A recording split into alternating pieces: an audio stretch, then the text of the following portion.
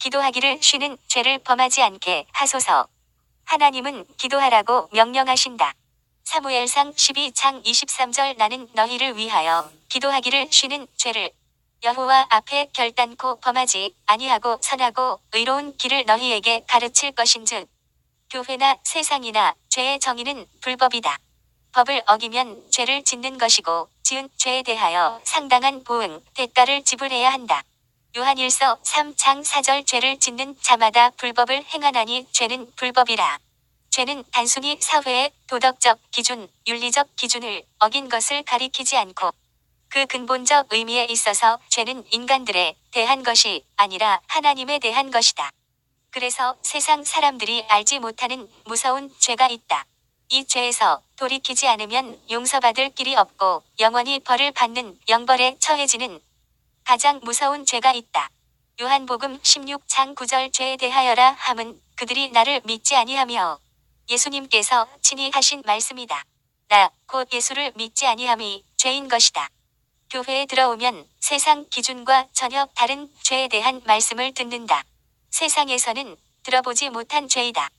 그것은 바로 예수 믿지 않는 불신이 죄라는 것이다.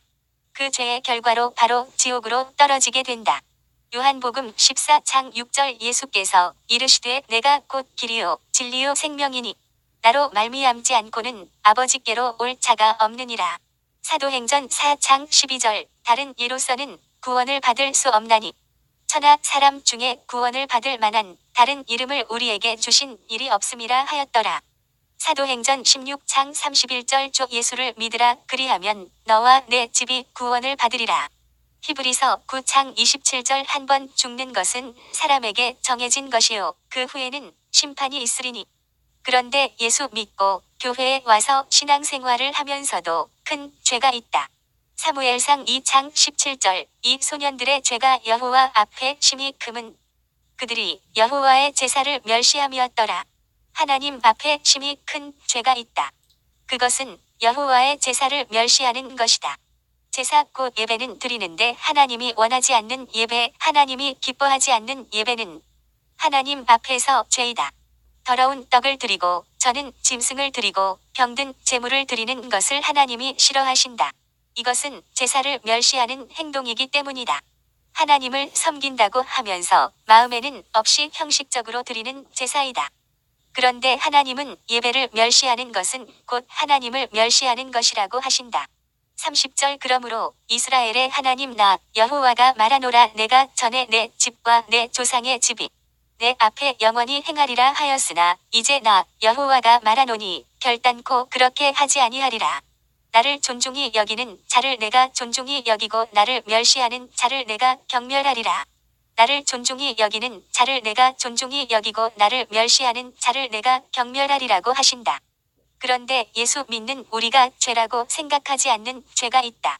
그것이 예배를 멸시하는 죄이다. 예배에는 교회 공동체 예배가 있고 생활 예배, 삶의 예배가 있다. 교회 예배가 성공하려면 생활 예배가 성공해야 한다. 생활 예배가 성공해야 교회 공동체 예배가 성공하게 된다. 예배 가운데 회개과 믿음과 결단이 일어나고 그것이 삶으로 이어져야 한다. 또한 정결하고 거룩한 삶을 삶으로 하나님 앞에 진실된 예배자로 나아올 때 공동체 예배에서도 승리할 수 있다. 삶의 예배, 생활 예배가 무엇인가? 로마서 12장 1절 그러므로 형제들아 내가 하나님의 모든 자비하심으로 너희를 권하노니 너희 몸을 하나님이 기뻐하시는 거룩한 산 제물로 드리라 이는 너희가 드릴 영적 예배니라. 우리의 몸이 영적 예배의 제물이 되라는 것이다. 제물은 죽여서 드리는 것이다. 그런데 살아있는 제물로 드리라는 것이다. 산제물이다. 그것은 바로 우리 몸으로 드리는 예배이다. 몸으로 드리되 하나님이 기뻐하시는 몸이 되어야 한다. 어떻게 하면 하나님이 기뻐하는 몸이 되어 산 제물이 되어 영적인 예배가 될 수 있는가? 그것은 거룩한 모습으로 드려지는 것이다. 거룩은 구별된다는 것이다. 하나님의 말씀에 따라서 거룩한 행실, 구별된 행실로 사는 것이다. 세상의 가치관이 아니라 성경적인 가치관에 따라서 타락하고 음란하고 죄악된 모습으로 사는 것이 아니라 정결하게 거룩하게 구별된 모습인 것이다. 추한 말과 거짓된 행동과 탐욕적인 마음으로 살지 않는 삶의 모습이다. 이것이 바로 생활예배의 모습이다. 내가 움직이는 공간, 내가 활동하는 공간이 예배처소가 되어야 한다. 가정도 직장도 예배처소가 되고 우리는 그곳에서 구별된 예배자가 되어야 한다. 예배자는 교회 예배에서 승리자가 되기 위해서는 먼저 생활 예배에서 승리자가 되어야 한다. 출애굽 이후 사사시대 말기에 일어난 일이다. 사무엘 이후에 두 아들을 사사로 세웠는데 재판을 잘못한다. 이에 장로들이 사무엘에게 말하길 당신의 아들이 이렇게 하는데 우리에게도 왕을 세워달라고 요청한다. 하나님은 왕을 세우기를 원치 않지만 허락하신다. 사무엘상 8장 7절 여호와께서 사무엘에게 이르시되 백성이 내게 한 말을 다 들으라. 이는 그들이 너를 버림이 아니요 나를 버려 자기들의 왕이 되지 못하게 함이니라. 이렇게 해서 세워진 왕이 이스라엘의 첫 번째 왕인 사울이다. 사울이 아직 본격적으로 왕으로 나라를 다스리기 전에 사무엘이 이스라엘에 경고한다. 너희가 왕을 구한 것이 잘못이다. 그 증거로서 하나님께서 우레와 비가 내리실 것이라고 하니 백성이 두려워서 죽을 지경이 되었다. 사무엘상 12장 17절 오늘은 밀패는 때가 아니냐 내가 여호와께 아뢰리니 여호와께서 우레와 비를 보내사 너희가 왕을 구한 일 곧 여호와의 목전에서 범한 죄악이 금을 너희에게 밝히 알게 하시리라. 18절 이에 사무엘이 여호와께 아뢰매 여호와께서 그 날에 우레와 비를 보내시니 모든 백성이 여호와와 사무엘을 크게 두려워하니라. 그러자 백성들이 사무엘에게 말하기를 하나님께 기도해 달라고 한다. 19절 모든 백성이 사무엘에게 이르되 당신의 종들을 위하여 당신의 하나님 여호와께 기도하여 우리가 죽지 않게 하소서. 우리가 우리의 모든 죄의 왕을 구하는 악을 더하였나이다. 천재지변이 일어나면 사람의 힘으로 어찌할 수 없는 상황이 발생하면 사람들은 기도하는 사람을 찾는다. 이때는 하나님의 도움만 필요하다. 하나님만이 해결할 수 있다. 그래서 기도하는 사람을 찾는다. 하나님의 도우심의 손길은 누구를 통해 역사하시는가? 바로 기도하는 사람을 통해 역사하시고 하나님의 살아계심을 나타내신다. 하나님, 제가 기도하는 사람이 되게 하소서. 하나님, 제가 기도하는 사람으로 기억되게 하소서. 사람들은 사무엘이 기도하는 사람인 것을 알고 있다. 당신의 하나님 여호와께 기도하여 우리가 죽지 않게 하소서. 우리 목사님이, 전도사님이, 우리 장로님이, 우리 권사님이, 집사님이, 우리 성도님들이 기도하는 사람으로 기억되길 바란다. 우리 부모들이 기도하는 부모들로 기억하는 자녀들이 되도록 하길 바란다. 기도하는 우리 모두가 되자. 그리고 기도하기를 쉬는 것이 죄라는 것을 마음에 새기시길 바란다. 사무엘상 12장 23절 나는 너희를 위하여 기도하기를 쉬는 죄를 여호와 앞에 결단코 범하지 아니하고 선하고 의로운 길을 너희에게 가르칠 것인즉 도둑질, 살인, 강도만이 죄가 아니다. 성경은 분명히 말한다. 기도하기를 쉬는 것이 죄라는 것이다. 실제적으로 교회 내에서도 기도하지 않는 것을 죄라고 여기는 사람은 많지 않다. 죄에는 반드시 사탄이 역사한다. 그러므로 기도하기를 쉬는 죄 거기에도 사탄이 역사한다. 유럽의 교회, 미국의 교회를 보라. 그곳의 교회들이 무너진 이유가 더 이상 모이지 않고 기도하지 않았기 때문이다. 인본주의, 이성주의, 합리주의, 진화론 등으로 더 이상 하나님을 신뢰하지 않게 되었다. 사탄이 교회에서 기도만 빼앗으면 기도가 무너지면 교회는 무너지고 만다. 교회는 더 이상 생명력을 갖지 못한다. 사탄은 기도하지 못하도록 분주하게 만들고 바쁘게 살도록 만들고 삶의 우선순위를 현실의 생활에 매달리게 해서 기도를 등한히 하도록 한다. 그리고 엉뚱한데 시간이 뺏기고 쓸데없는데 힘을 쏟도록 해서 기도하지 못하도록 한다.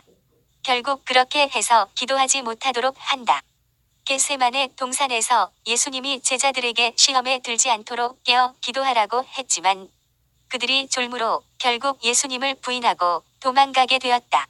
지금도 예수를 잘 믿고 신앙생활 잘 한다고 하면서도 기도하지 않으므로 영적인 힘을 공급받지 못하니까 어떤 일이 발생하면 속수무책으로 무너지는 것을 보게 된다. 고난과 환난을 당할 때도 기도하지 않으면 버텨낼 수 없고 이겨낼 수가 없다. 바울도 전도 여행을 다니면서 많은 환난을 당하였다. 고린도후서 1장 6절 우리가 환난 당하는 것도 너희가 위로와 구원을 받게 하려는 것이요. 우리가 위로를 받는 것도 너희가 위로를 받게 하려는 것이니 이 위로가 너희 속에 역사하여 우리가 받는 것 같은 고난을 너희도 견디게 하느니라. 7절 너희를 위한 우리의 소망이 견고함은 너희가 고난에 참여하는 자가 된 것 같이 위로에도 그러할 줄을 알미라. 8절 형제들아 우리가 아시아에서 당한 환난을 너희가 모르기를 원하지 아니하노니 힘에 겹도록 심한 고난을 당하여 살 소망까지 끊어지고 9절 우리는 우리 자신이 사형 선고를 받은 줄 알았으니 이는 우리로 자기를 의지하지 말고 오직 죽은 자를 다시 살리시는 하나님만 의지하게 하심이라. 오직 하나님만 의지하는 길이 기도이다. 시험과 환난을 만났을 때 기도하지 않고는 살 수가 없다. 기도를 쉬면 두려움이 오니 기도를 멈출 수가 없다. 기도하지 않으면 분노와 낙심을 이길 힘이 없다. 성경에서 힘쓰라 항상 깨어 있으라고 강조하는 가장 많은 부분이 기도이다. 전도, 말씀 공부도 중요하다. 그렇지만 기도하지 않으면 행위와 지식에 머물 뿐 아무런 힘을 발휘하지 못한다. 기도해야 말씀대로 살 수 있고 기도해야 삶이 변화된다. 누가복음 22장 44절 예수께서 힘쓰고 애써 더욱 간절히 기도하시니 땀이 땅에 떨어지는 핏방울 같이 되더라. 사도행전 1장 14절 여자들과 예수의 어머니 마리아와 예수의 아우들과 더불어 마음을 같이하여 오로지 기도에 힘쓰더라. 사도행전 2장 42절 그들이 사도의 가르침을 받아 서로 교제하고 떡을 떼며 오로지 기도하기를 힘쓰니라. 로마서 12장 12절 소망 중에 즐거워하며 환난 중에 참으며 기도에 항상 힘쓰며 에베소서 6장 18절 모든 기도와 간구를 하되 항상 성령 안에서 기도하고 이를 위하여 깨어 구하기를 항상 힘쓰며 여러 성도를 위하여 구하라. 골로새서 4장 2절 기도를 계속하고 기도에 감사함으로 깨어 있으라. 데살로니가전서 5장 17절 쉬지 말고 기도하라. 마태복음 26장 41절 시험에 들지 않게 깨어 기도하라. 마음에는 원이로되 육신이 약하도다 하시고 누가복음 18장 1절 예수께서 그들에게 항상 기도하고 낙심하지 말아야 할 것을 비유로 말씀하여 누가복음 21장 36절 이러므로 너희는 장차 올 이 모든 일을 능히 피하고 인자 앞에 서도록 항상 기도하며 깨어 있으라 하시니라.